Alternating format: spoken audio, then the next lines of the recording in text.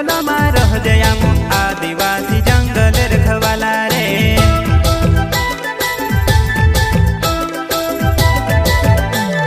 चल जंगल जमीन काज पूजे रे आदिवासी दुनिया ने रखवाला रे।